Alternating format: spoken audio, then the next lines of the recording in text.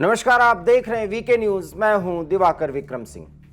हमने आपको कल ही बताया था कि ब्रिटेन में खलबली मची है दो फैसलों से और इसके परिणाम बहुत ज़्यादा खतरनाक भी हो सकते हैं, जहां तक कंजर्वेटिव पार्टी के अस्तित्व और उसके मजबूती का सवाल है।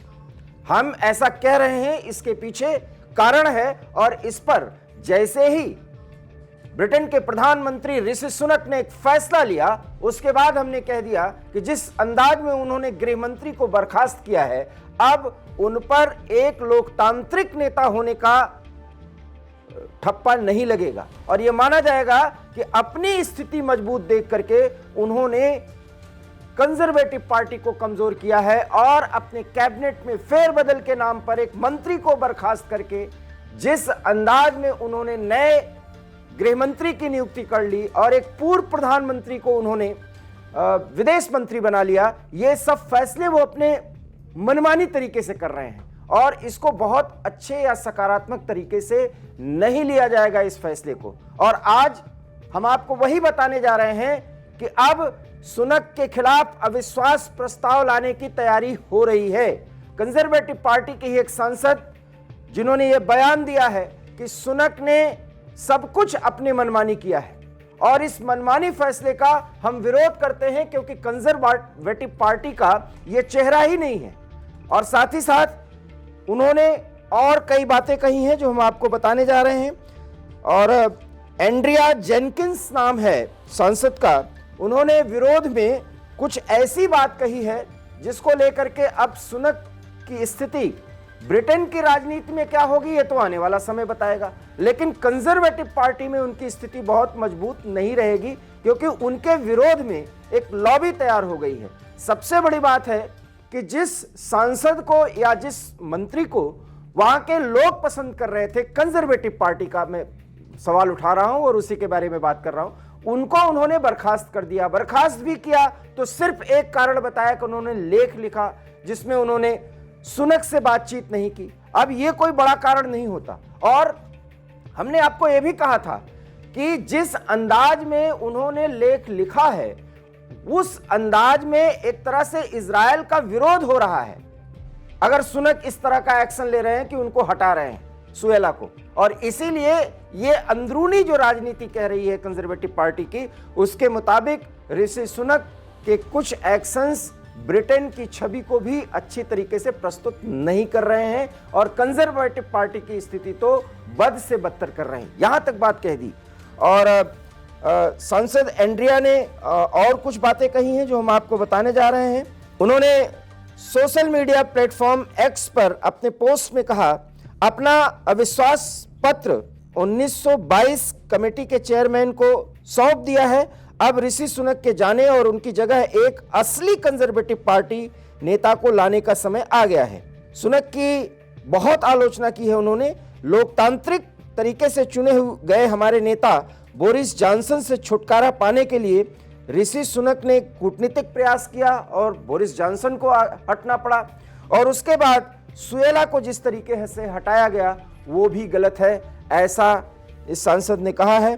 और एंड्रिया जेनकिंस ने जो कहा है उसको हम अंग्रेजी में भी आपको सुना रहे हैं। Enough is enough, I have submitted my vote for no confidence letter to the chairman of 1922। It is time for Rishi Sunak to go and replace him with a real Conservative party leader. तो ये वास्तविक और real मतलब मूल conservative leader मानते ही नहीं। Andrea Jenkins, इनका कहना है कि हम सुनक की जो स्थिति है और उनका जो अभी तक की राजनीति का तौर तरीका है उसके कारण से कंजर्वेटिव पार्टी का एक मूल नेता हम मानते ही नहीं है। जिस तरह से उन्होंने बोरिस जॉनसन के खिलाफ कूटनीतिक पहल की वो ब्रिटेन की राजनीति में अप्रभावी हो गए। उसके बाद उन्होंने सुएला को हटाया, अब वो कैमरन को एक विदेश मंत्री के रूप में नियुक्त कर रहे हैं। कुल मिलाकर के एक गड्ढमड स्थिति माना जा रहा है जो कदम ऋषि सुनक ने उठाया है। दीपावली के ठीक बाद एक दो फैसले ऐसे उन्होंने ले लिए हैं जिसके कारण उनकी आलोचना हो रही है। और हमने आपको पहले ही बता दिया था कि अब सुनक की मुश्किलों की शुरुआत हो रही है और ये शुरुआत उनकी मुश्किलों को बहुत ज्यादा बढ़ा देगी। ये भी हमने आपसे कहा था और पार्टी की अंदरूनी कलह साफ हो गई है। एक पूरा का पूरा लॉबी ऋषि सुनक के खिलाफ तैयार हो गया है, क्योंकि सुएला को हटाने का जो कारण बताया गया उसको लेकर के ब्रिटेन की छवि और कंजर्वेटिव पार्टी की छवि बहुत अच्छी नहीं बन रही है। तो ये थी आज की वो खबर जिस पर हम आपसे चर्चा कर रहे थे और जिस पर हमने वीके न्यूज के माध्यम से आपको ये बता भी दिया था कि अब ऋषि सुनक की बहुत ज्यादा मुश्किलें बढ़ेंगी, क्योंकि आने वाले समय में चुनाव भी होना है। अब आप सवाल एक जरूर कर रहे होंगे कि आखिर में एक पूर्व प्रधानमंत्री को उन्होंने तैयार कैसे कर लिया विदेश मंत्री बनाने के लिए। तो इसके पीछे भी हमने आपको कारण बताया था, चूंकि इसको तैयार करके उन्होंने एक तरह से सदाशयता दिखाई थी, एक बहुत अनुरोध का भाव ऋषि सुनक का था और ऋषि सुनक ने जो मनाया उनको इस पद के लिए, विदेश मंत्री का पद वो स्वीकार कर लें, तो उसके पीछे वैश्विक कारण भी बताए और उनके अनुभव की तारीफ की। तो इससे कैमरन ने स्वीकार कर लिया। उन्होंने कहा कि एक पूर्व प्रधानमंत्री के तौर पर मेरा जो अनुभव रहा है और जिस तरीके से ब्रिटेन की राजनीति में कंजर्वेटिव पार्टी के एक नेता के तौर पर मैंने अपनी भूमिका अदा की है, उन सारे अनुभवों का निचोड़ मैं सुनक को देने जा रहा हूं, सुनक की इस सरकार को।